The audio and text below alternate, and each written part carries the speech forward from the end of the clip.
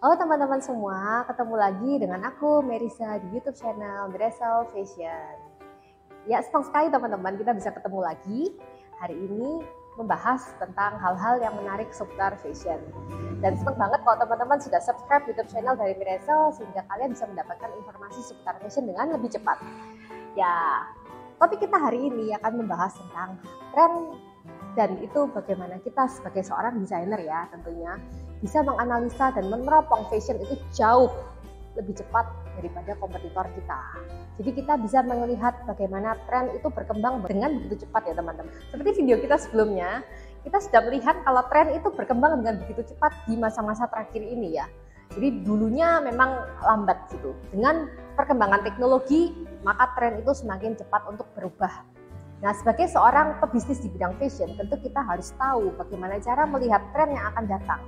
Karena kita ingin menjadi seorang trendsetter tentunya ya. Nah, sayangnya seringkali wirausaha di UKM, terutama ya di bidang fashion, itu seringkali tidak punya ilmu yang cukup bagaimana untuk bisa menganalisa atau memprediksi tren. Nah, mari kita lihat tips-tips berikut ini.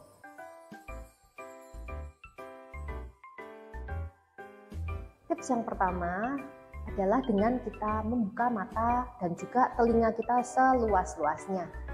Jadi teman-teman, tren itu adalah hal yang disukai oleh orang ya. Sehingga tren itu akan mudah berubah tergantung dari mood ataupun kesukaan orang saat itu gitu. Sehingga saat kita bisa melihat apa yang dibutuhkan orang saat ini, maka kita bisa melihat tren yang saat ini sedang berjalan. Dan kita bisa memperkirakan kemungkinan misalnya nih tahun depan ya, orang-orang ini akan suka apa ya? Contoh nih, misalnya kita melihat saat ini ya, beberapa tahun terakhir K-pop atau drakor gitu ya, itu menjadi sesuatu yang cukup naik daun sehingga itu menjadi tren saat ini. Apakah tahun depan itu menjadi tren yang akan tetap ada ataukah mungkin berubah misalnya menjadi tren India, misalnya Bollywood gitu. Nah, itu kita mesti lihat dari apa yang saat ini memang sedang booming, apa yang memang disukai oleh orang-orang.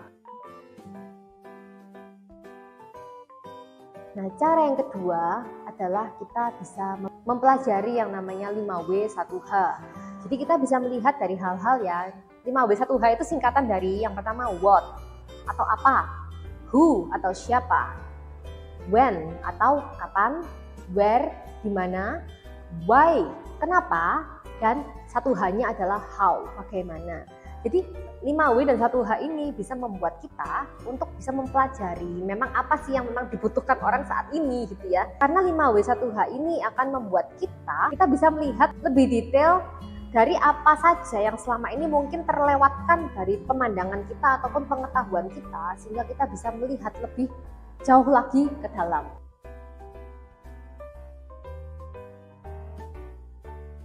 Nah, yang ketiga, kita sebagai seorang desainer, kita juga perlu melihat itu jauh lebih luas ya. Kalau tadi yang pertama kita lihat isu lokal ya, jadi kita melihat apa yang disukai oleh orang-orang terutama di sekitar kita. Yang ketiga ini kita harus melihat itu jauh lebih luas sampai ke kancah internasional. Jadi kita mesti tahu ya, kalau yang sekarang sedang diisukan oleh dunia ini tuh apa sih, yang sedang disukai oleh dunia ini tuh apa sih. Nah, itu akan menjadi sebuah tren internasional. Nah, itu kita melihat harus jauh lebih luas daripada hanya sekedar melihat isu lokal, tapi juga bisa melihat lebih jauh di globalnya itu bagaimana.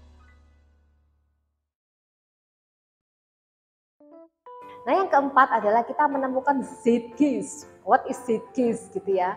Dari kamus Merriam-Webster, Zeitgeist ini artinya adalah sebuah intelektual, moral, pemikiran yang bisa mempengaruhi sebuah budaya di era tersebut.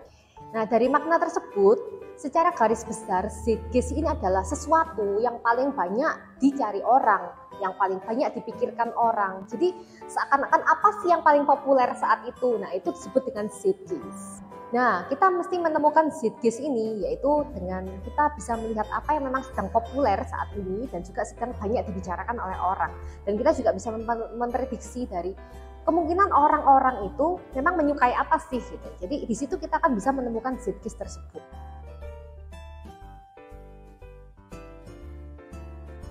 Nah, yang kelima, terlepas dari apa yang memang disukai oleh orang-orang, seorang desainer itu juga harus menemukan signature atau ciri khas dari dirinya sendiri ya. Jadi jangan sampai nih kita ini termakan dengan namanya tren atau disebut dengan fashion victim gitu ya. Kita hanya sekedar melihat tren kemudian kita aplikasikan, tren aplikasikan. Nah itu akan menjadikan kita itu tidak punya ciri khas. Jadi seorang desainer itu harus tahu apa sih yang sebenarnya kamu paling sukai, yang paling kamu bikin yang membuat dirimu itu merasa ya inilah diriku gitu ya. Nah itu bisa kalian aplikasikan juga di situ terlepas dari tren tersebut dan bisa kita kombinasikan sehingga bisa menjadi sebuah keunikan yang membuat image diri kita terlepas dari produk tersebut.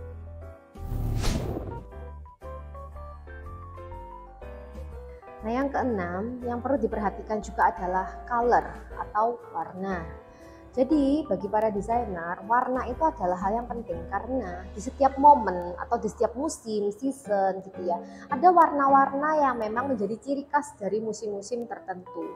Dan di sini akan menjadi patokan kita untuk bisa go internasional ya. Seperti sekarang ya teman-teman perhatikan ya, di Indonesia pun yang walaupun nggak ada musim dingin gitu ya, nggak ada musim semi gitu ya, orang-orang pada bikinnya itu spring summer, winter fall gitu ya. Kenapa? Karena itu bisa membuat kita sebagai seorang desainer itu memulai loh untuk bisa go internasional nantinya gitu. Jadi di situ teman-teman perlu perhatikan kalau color ini akan memegang peranan yang penting dalam desain kita, sehingga colornya nggak boleh ngawur juga atau cuma suka kita aja bikinnya. Nah itu sesuaikan dengan apa yang memang jadi season yang unik saat itu. Nah kita bisa ciptakan warna yang menarik atau ciptakan kombinasi warna yang menarik dari warna-warna tersebut.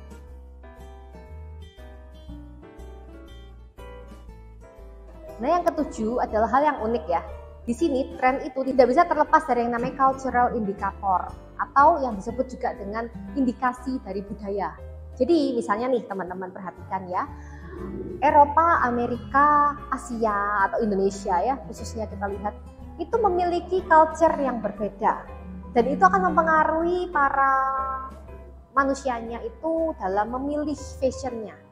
Misalnya nih orang Eropa kecenderungannya, mungkin kalau teman-teman perhatikan ya di Eropa misalnya seperti Fashion Week, Paris Fashion Week, London Fashion Week ya, mereka kecenderungan ingin menampilkan kesan itu yang tidak polish atau tidak terlalu menor gitulah, tidak terlalu menonjol gitu. Mereka ingin terlihatnya itu lebih natural, makanya warna-warna yang dipilih perhatikan ya, itu adalah warna-warna yang kecenderungannya adalah warna-warna nature, lebih kayak black and white kayak gitu. Mereka cenderung memilih warna-warna seperti itu. Berbeda dengan di Indonesia. Di Indonesia culture-nya adalah orang-orang cenderung lebih suka yang polish. Jadi warna-warna yang dipilih itu lebih mencolok gitu ya.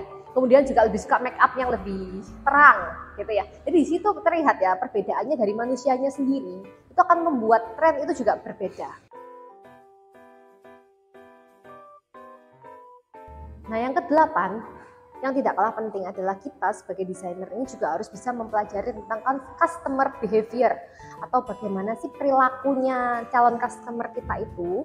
Karena perilaku calon customer ini tentu akan membuat kita itu membuat sesuatu produk itu sesuai dengan perilaku mereka.